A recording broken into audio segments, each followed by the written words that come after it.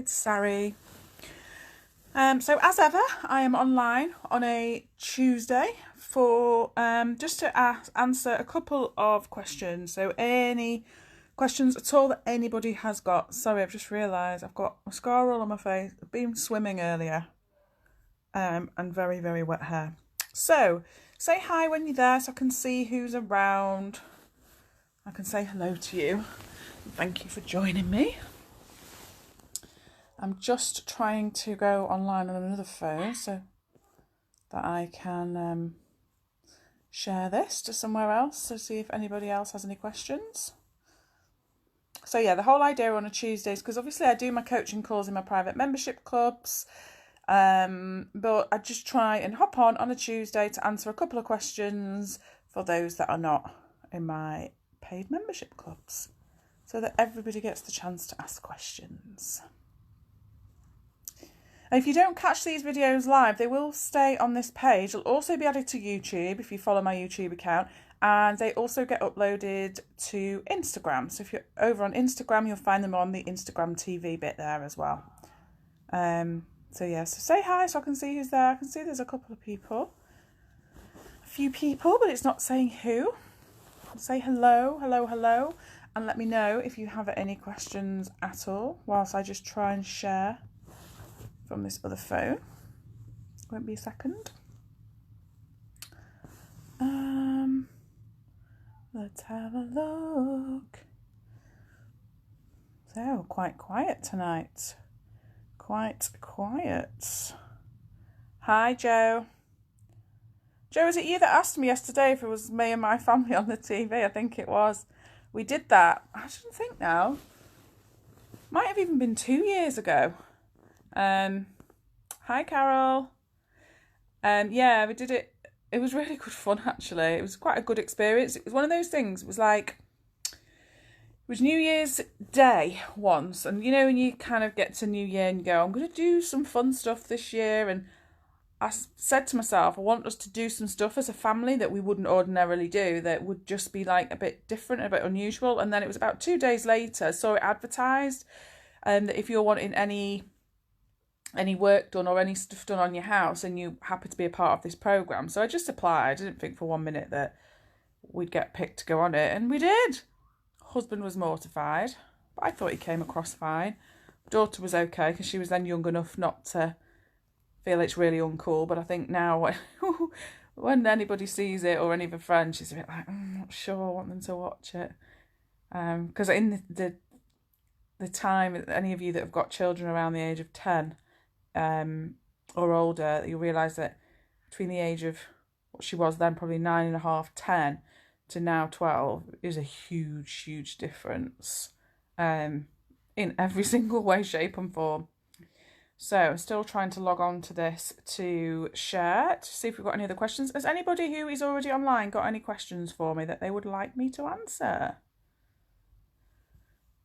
Anything at all? Sorry if I keep turning my head, but I'm just looking to try and log on to share this somewhere else. I've been finishing up my book.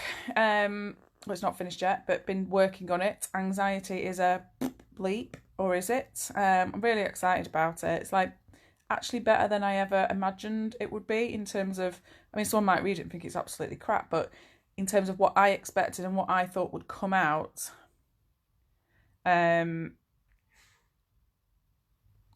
really pleased with how it's taking shape. Thought I know her but couldn't place you until I saw you online. It's funny, isn't it? I think my hair was pink at the bottom then as well. It was just like a spraying thing, but yeah, it was pink. Right, let's see if I can get on here. It's funny when you do stuff like that though, like on TV, because, you know, not many people go on TV, do they?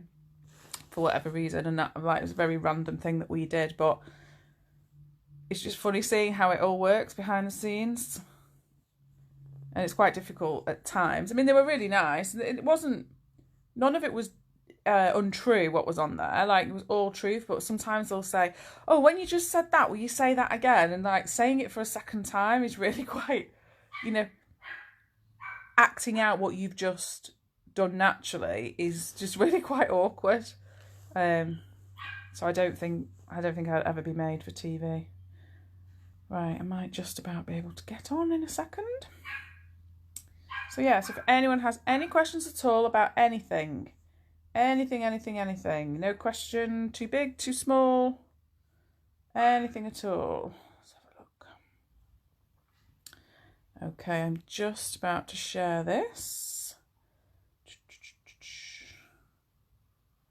There we go. Gosh. Let's have a look. Share to page. There we go. Any questions? How is everybody getting on? How are you all? If you don't have any questions, let me know how you're doing. Here we go. Let's have a look. Can hear my dog yapping in the background. I can hear him trying to get in the bath. My husband's in the bath and I think he's trying to jump up. Okay, so yeah, so we'll see a few more people join us, and if anybody has any questions whatsoever. If you think on in the week of any questions that you've got, and it's not a Tuesday, you can always message me, and if I haven't, if there's not many people online and nobody's asking any questions, then I can always just answer your questions at a later time.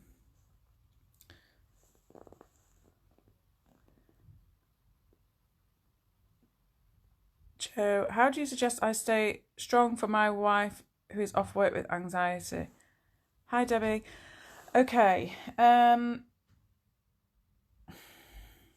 bit of a funny one, this, really, because in one breath, like, it's all right. There really isn't anything that you can do apart from show her love and compassion. Like, I used to think when I was anxious that I needed everybody around me to understand, particularly my husband.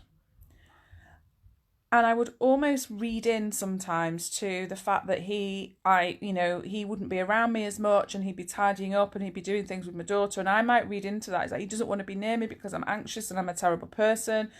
When actually what he was doing is all he wanted to do was to keep on top of things in the house and make life easier for me. And he's a very practical person. So the way he helps and supports is through being really practical. But the thing is, when we're anxious, when we feel anxious, it's because we've got a lot of anxious thinking, and that can be made up of any way, shape or form. So in that example I've just given you, I was overthinking the fact that he wasn't by my side constantly, when actually if it'd been the other way around and he was by my side constantly, I could have overthought it, thinking, oh, I wish he'd help around the house a bit more, or what. So what I'm saying is, in some ways, we can't really win when we're in that cycle of massively overthinking everything. But what we can benefit from is just having someone to listen when we want to offload, and just knowing that we're loved, however that looks for you and for her. You'll know, or if you don't know, then you can ask her. Like, again, I think sometimes what would happen when I was anxious, I could see it in my husband's face, almost like the fear of, like, oh my God, like, what do I do? And because he didn't understand it. Well, I didn't understand it. So he had absolutely no chance of understanding it. And I could almost see the fear in his face. And then I would be then thinking, oh my God, like, he's, he looks scared and I'm scared and we're all scared and what the hell's going to happen? And when actually, I think if I'd have just communicated a bit better about what I needed in any given moment, which might have changed from minute to minute. So 1 minute it might have been, just come and sit with me. I just want to sit with you. Or it might have been, can you sort our daughter out? Or can you cook tea? Or can you... So it could have been practical. It could have just been just being with me. And that would have changed all the time. So I'd say the key really is communication. It's really, really about just being open and just being mindful that, the quieter her mind becomes and the less anxious she becomes over time, like, it will get back to normality. Because I know when you're in a situation when you're caring or supporting a loved one, it can feel like things have changed and that they're never going to go back to how they were, or they're never going to improve. And that's absolutely not true. Actually, I now know, coming out of the other side of it, my relationship is even better for it. And yeah, and it's that's the thing, Joe. Talking is key. If that's what she feels she needs, or what you feel you need. If you're not sure what to do. So in those times where I know my husband was quite like scared for us both, like he wouldn't know what to do. And I would also say that, you know, it's nice that you've popped up on these videos and that you ask questions, because one of the things that I think, oh, thank you, you lovely bunch, for sharing. One of the things that I think was missing for him is having somebody to say, like, my wife is really anxious and I feel like I've got to do everything and I'm not really sure what to do for the best and I'm bloody scared. Like, he didn't really have anybody that he could talk to as such, that he could. And part of that was not because he didn't, because he's got friends and family, but he was quite protective of me. So he probably didn't want to talk about it because he'd feel like he was somehow, you know, going against me by talking about it. But actually, years later, when we talked about it, I'd said, you know, it would have been okay for you to talk to somebody about it. So I would just say, just know that you can't fix her. She's not actually broken. She's just overwhelmed. She will get there if she starts, you know, if she explores all around how thoughts work and that your thoughts create your anxious feelings, and she will get there. And actually sometimes just knowing that you're there is enough. Yeah, so it feels like whatever you do is always wrong and it's brought you down. Okay, so again, that's you then also getting into that spiral of overthinking, because telling you from somebody who works with people who are anxious and also has experienced anxiety, whatever you feel you're doing in that moment is good enough. It's all you've got in that moment. Like, again, there'd be times where my husband probably would ignore me a little bit and probably just not want to be sat in a room with me where I wanted to fester.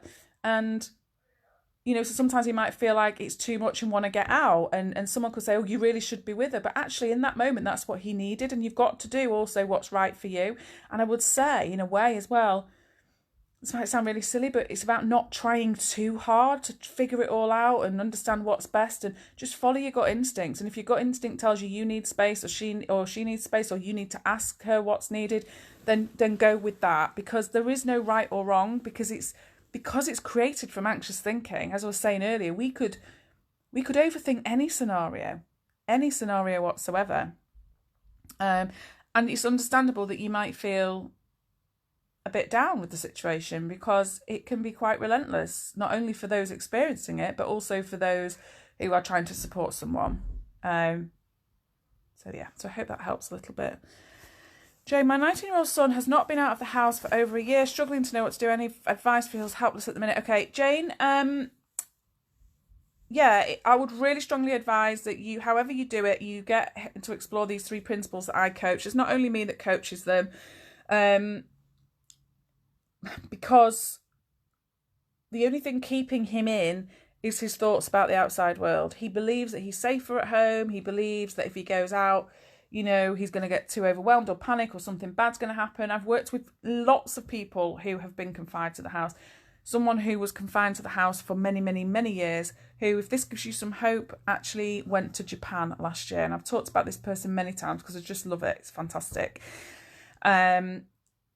So please don't lose hope. This is temporary. It's as temporary as his mind is completely busy and he's overthinking. So feel free to private message me if you want me to. I'll have a think about what links or where you could start with it. But yeah.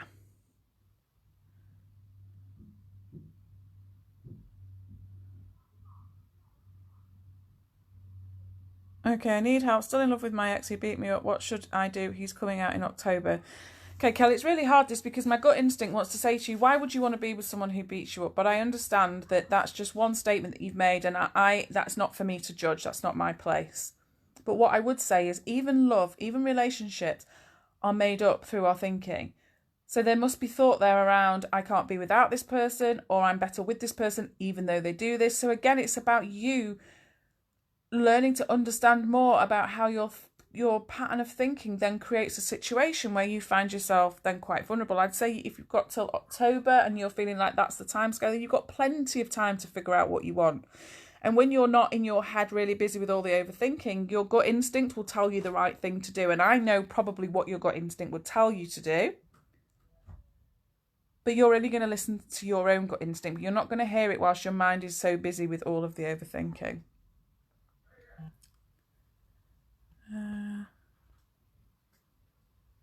Do people ever get over anxiety? Okay, Tracy, great question. Get asked it a lot. Okay. So for years and years, when I don't know if you know much about me, Tracy, but my background, I spent a month in hospital in my early 20s with really severe anxiety and then trained as a psychotherapist. I spent years and years trying to fix myself as well as other people, and my anxiety reduced dramatically. So it wasn't as overwhelming, but I would still have periods of anxiety every so often where I would feel really overwhelmed, where I wouldn't want to go into work, or I'd feel incapable and I'd almost want to hibernate in my room and not come out. That was still happening. Okay, not as often, but it was still happening. And each time it was getting less and less intense, but it was still there and it was still interfering in my life. But I always had this slight misunderstanding that my aim was to get rid of my anxiety. And saying that we get rid of anxiety is like saying we get rid of happiness or anger or sadness, because it's a feeling just like any other, okay? But the difference is, so for me, do I still get anxious? Yeah, of course I bloody do. Some days I wake up and I feel anxious, don't even know why. Other times I know exactly why I'm anxious. But it always comes from my thoughts. When you're feeling anxious, you are always having anxious thinking. You don't feel anxious without anxious thoughts. It's impossible. So now when I notice that I feel anxious, to me, it's just like a warning sign that goes, oh, I've got a whole load of thinking going on. I need to slow down, or something needs to give. And I'm just writing a book at the moment. It's called Anxiety is a Fucker, or is it? And the reason it's called that is because for years and years, this is what I was doing, desperately trying to get rid of anxiety. And the irony is as soon as I stopped trying to get rid of it and realised what it actually was, how it worked, and that it wasn't as scary as what I thought it was, and I started to accept it, it just doesn't show up the same anymore.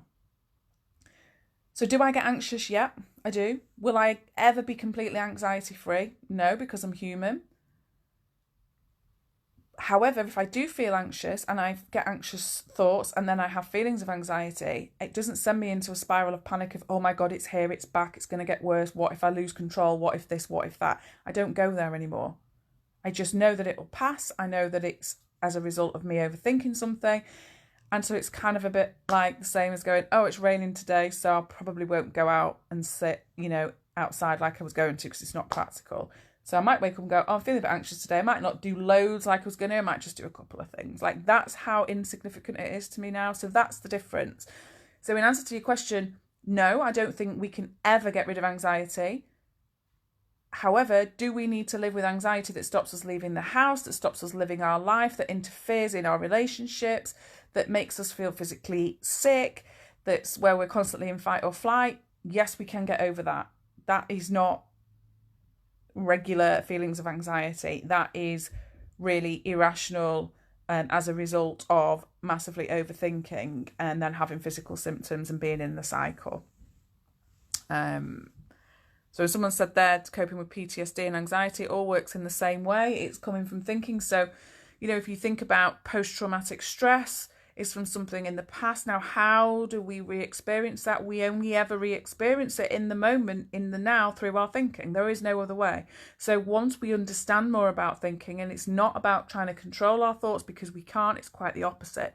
It's about accepting that we can't control thoughts, but we can lessen the amount of energy that we give to them. We can not believe every thought that we have, because actually the only thing that makes a thought uncomfortable is when we're holding on to it and we start to believe it to be true. Because I could have a thought in my own head, I'm such a bitch, and I could laugh and just ignore that thought. I could go, oh my God, why have I thought that? I must be a bitch. Why am I thinking that? What is it that I've done? Oh God, now I need to go through every single thing I've ever done to assess if I am a bitch or not. The second scenario would then probably create feelings of stress and anxiety. The first is going nowhere. Yeah?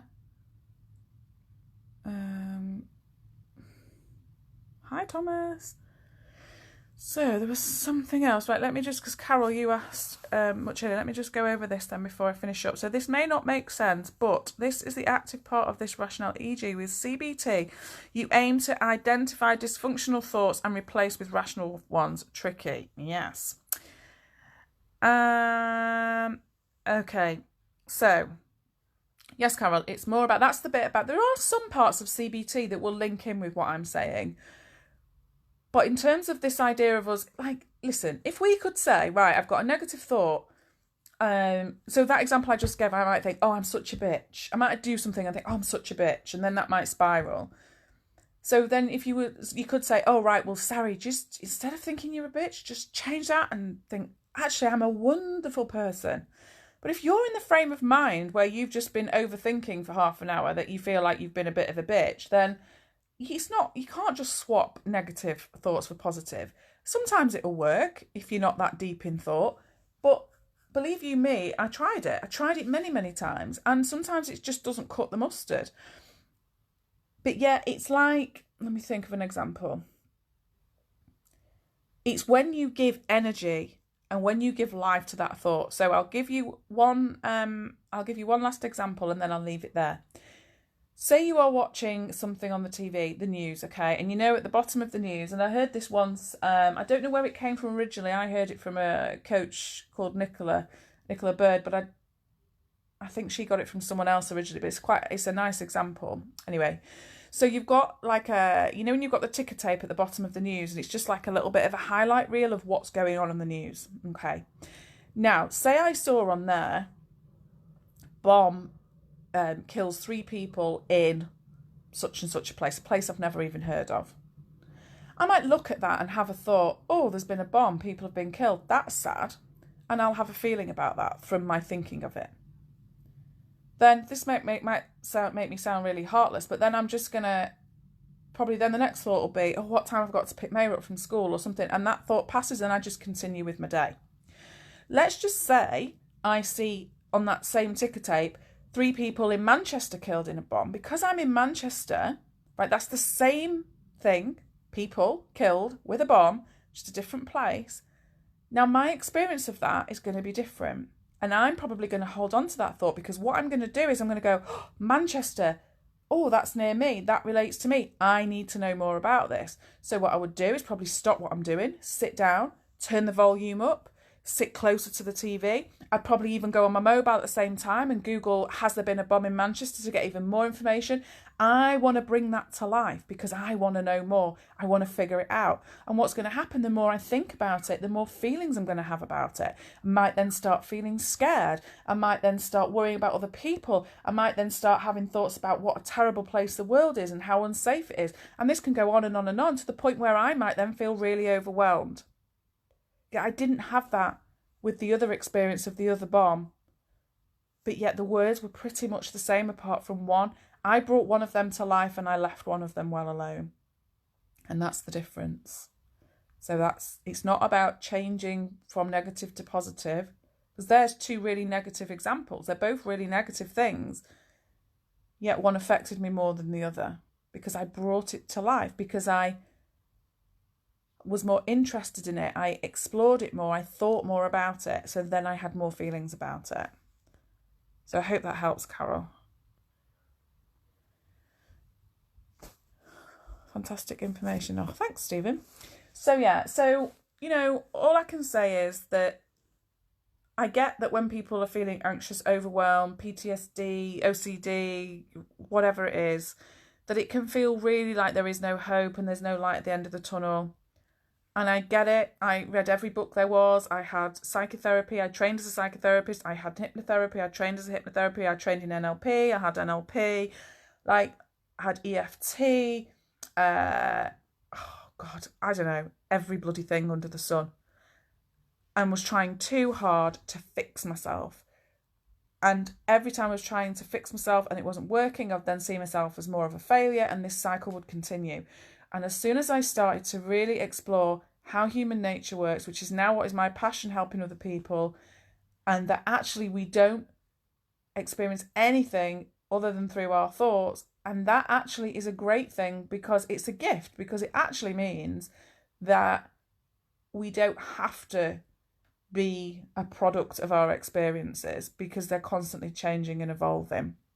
And it was only since I understood more about that and came across that did my life and my relationship with anxiety change. So as I said earlier, of course, I still get anxious, but it doesn't really bother me. I'd rather it didn't. It's an inconvenience, but it certainly doesn't stop me living my life. And that's what I want for other people.